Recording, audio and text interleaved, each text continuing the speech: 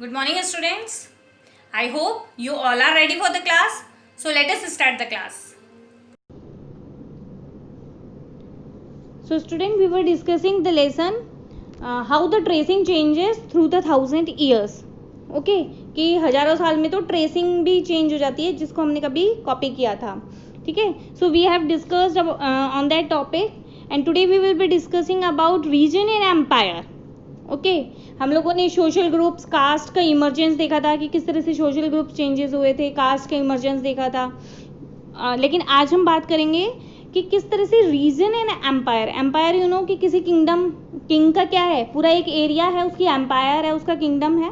तो उस तरह से कैसे कैसे चेंजेस आते हैं.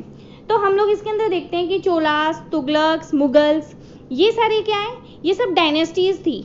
ठीक है. और ये लोग, इन लोगों ने क्या किया था, इंडिया के ऊपर रूल किया था, है ना. तो चोलास, तुगलक्स और उनके बाद जब मुगल्स आए तो उन्होंने क्या किया, अपनी एम्पायर को और ज़्यादा वास्ट किया. क्लियर. तो इसका मतलब क्या हुआ कि जैसे जैसे टाइम आगे बीतता जा रहा था, they were just acquiring the dynasties. ठीक है. वो उन डायनेस्टीज को क्या कर रहे थे, अपने अंडर में करते जा रहे थे.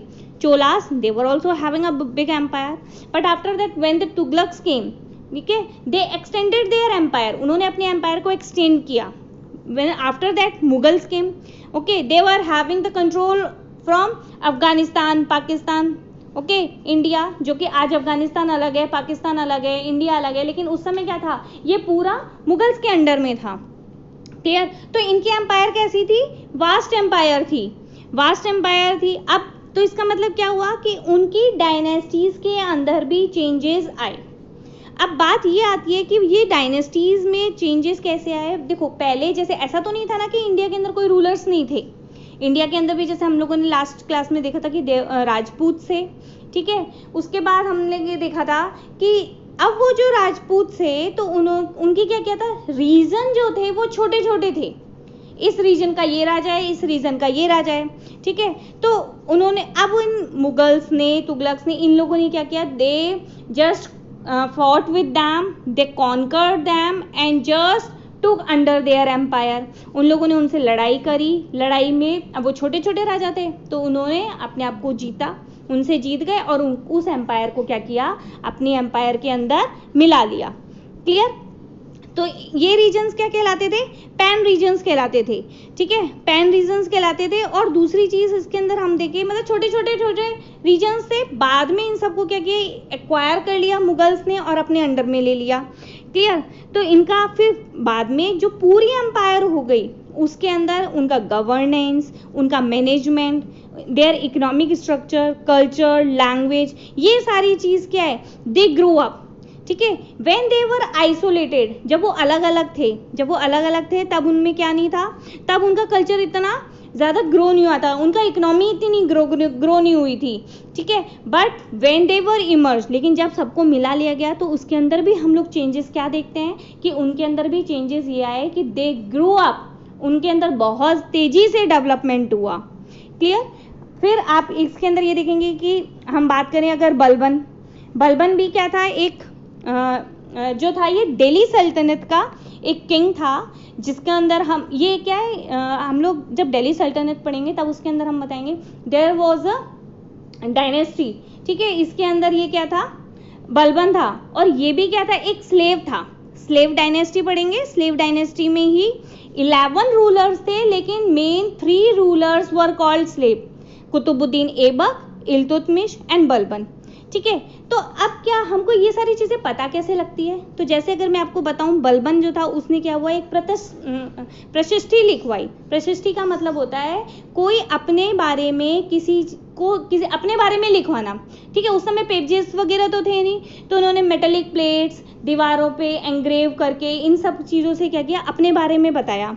ठीक है. और इसमें क्या होता है, जो राजा होता है वो अपनी प्रशंसा बहुत बढ़ा चढ़ा के करता है. Means whatever they are, उससे भी ज़्यादा वो क्या करते हैं, उससे भी ज़्यादा वो उन ऐसे वर्ड्स को यूज़ करते हैं that they are highly impressive and that adds to their personality. ठीक है. तो उसके अंदर वो सब बढ़ा चढ़ा के बताते हैं. तो उससे जैसे ये पता लगता है कि he was having control from Bengal to Afghanistan, उनका खुद का भी बंगाल से अफगानिस्तान तक का उनका रीजन था।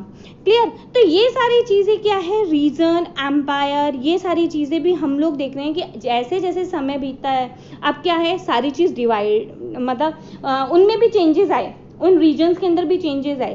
पहले अलग अलग बटे हुए थे, फिर ये रीजन्स एक हुए, ठीक है। फिर हम देखते हैं अफगानिस्तान अलग है, पाकिस्तान अलग है, इंडिया अलग है।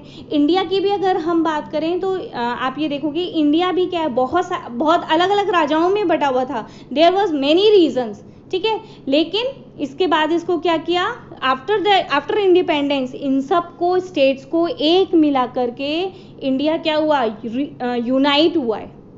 क्लियर? तो ये सारे डिफरेंसेस हम देखते हैं इसमें कि किस तरह से टाइम के अकॉर्डिंग चेंजेस हुए हैं रीजन और एम्पायर में। इस तरह से अब हम ये देखेंगे, टाइम देख लो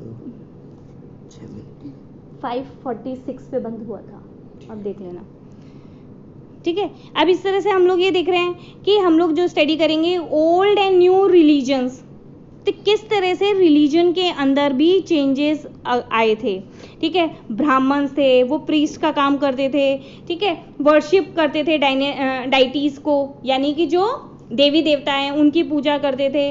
तो लेकिन धीरे धीरे क्या है, इसके अंदर भी चेंजेस आए हैं। तो नेक्स्ट क्लास में हम क्या करेंगे, रिलीजन्स के बारे में बात करेंगे। So students, I hope you might have understood everything. So in the next video, we will be discussing further things.